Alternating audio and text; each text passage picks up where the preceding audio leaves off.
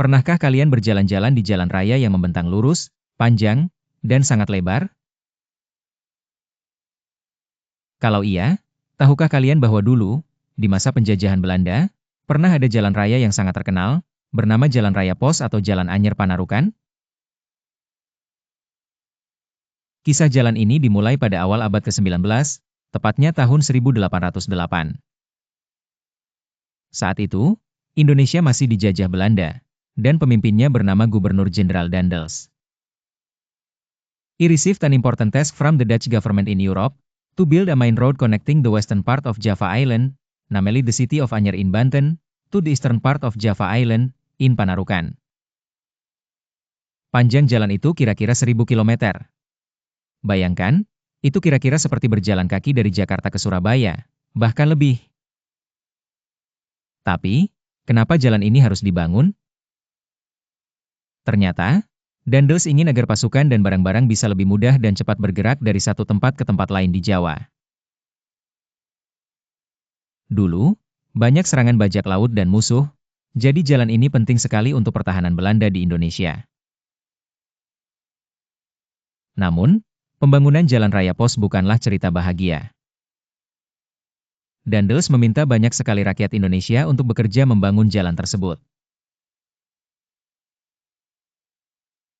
Mereka harus bekerja keras, menebang hutan, meratakan tanah, mengangkat batu, dan membuat jembatan.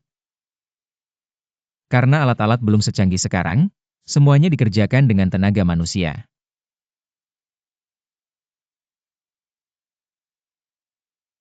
Banyak rakyat yang tidak punya pilihan selain mematuhi perintah ini.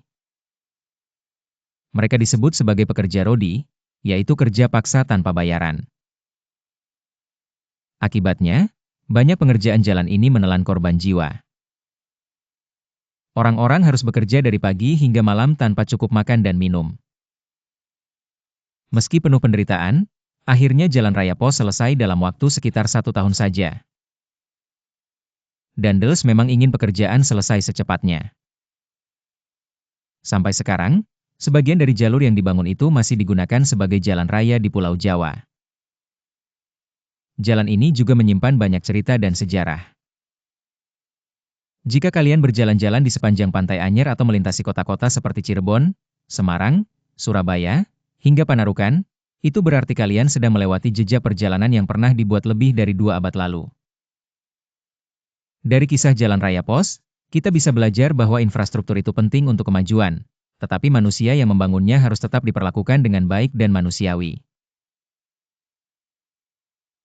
Kalau kalian nanti melewati jalan yang lurus dan sepi, bayangkanlah betapa berat perjuangan orang-orang di masa lalu membangunnya. Kini, jalan raya pos menjadi salah satu bagian bersejarah di Indonesia yang bisa kita kenang bersama, sebagai pelajaran bagi masa depan.